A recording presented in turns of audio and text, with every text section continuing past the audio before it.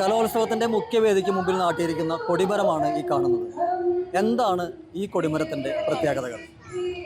സാധാരണ കൊടിമരത്തിൽ നിന്ന് വിട്ടിട്ടൊരു കൊടിമരം, അതൊരു കലാ സൃഷ്ടിയായിട്ട് അവിടെ നിൽക്കുക എന്നുള്ളൊരു ആശയം അവർ പറഞ്ഞായിരുന്നു.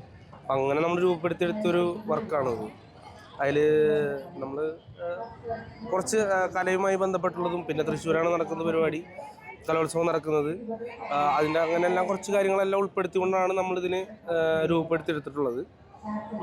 ഇതിലിപ്പോൾ പറയുകയാണെങ്കിൽ കൊടിമരമായിട്ട് നമ്മൾ ചേർത്ത് വെച്ചേക്കുന്നത് ബ്രഷാണ്, ഒരു പെയിൻറ്റിങ് ബ്രഷാണ്.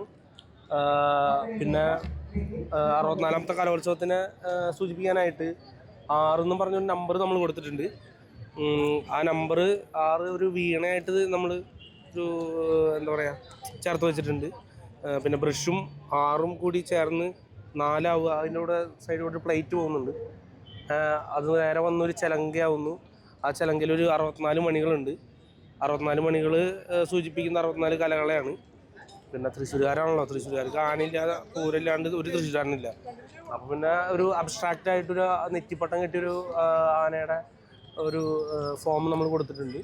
അത് നേരെ ആനയുടെ തുമ്പിക്കൈ താഴേക്ക് ഇറങ്ങി വരുമ്പോൾ ഒരു പാലറ്റ് ആവുന്നുണ്ട് പെയിൻറ്റിങ്ങിൻ്റെ. പിന്നെ ബ്രഷും ഈ ആനയുടെ നെറ്റിപ്പട്ടും പാലറ്റും കൂടി ചേരുമ്പോൾ മ്യൂസിക്കിലൊരു ജേക്ലഫ് എന്ന് പറഞ്ഞിട്ടുള്ള വളരെ ഹൈ ആയിട്ടൊക്കെ മ്യൂസിക്കൽ ഇൻസ്ട്രുമെൻറ്റ്സ്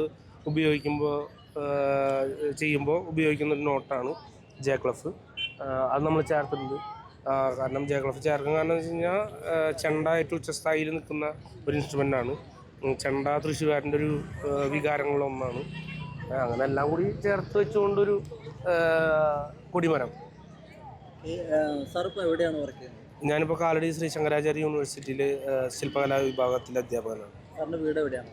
ഞാൻ ഇരിങ്ങാലക്കുട കാർളം സ്വദേശിയാണ്, തൃശ്ശൂർ.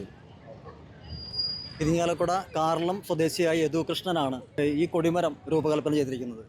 കൊടിമരത്തിന് മുന്നിൽ നിന്നും ക്യാമറാമാൻ പ്രവീണിനൊപ്പം അഗസ്റ്റിൻ, TC വിനോസ്.